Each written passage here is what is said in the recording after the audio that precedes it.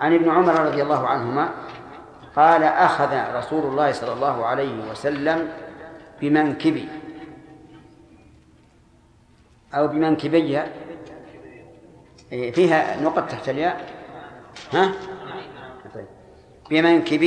منكبي فقال كن في الدنيا كأنك غريب أو عابر سبيل. كلمتان عظيمتان. أخذ بمنكبي يعني مسك اكتوفه من أجل أن يستحضر ما يقول النبي صلى الله عليه وعلى آله وسلم. من وراء ولا من قدام؟ لا، من قدام، ما في شك، من قدام. أمسك به وقال كن في الدنيا كأنك غريب أو عابر سبيل.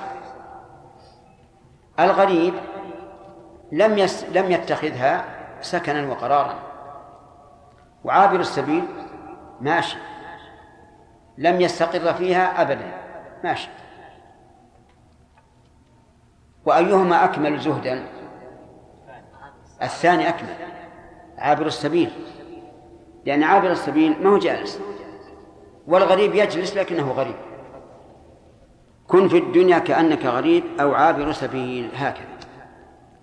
وهذا يعني الزهد في الدنيا وعدم الركون إليها، لأنه مهما طال بك العمر فإن مآلك إلى مفارقتها.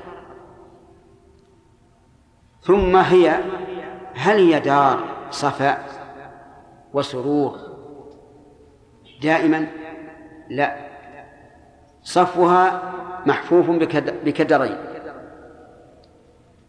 وسرورها محفوف بحزنين.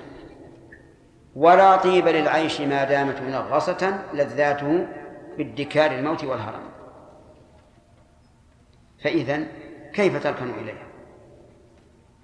كن فيها كأنك غريب لا تعرف أحدا ولا يعرفك أحد،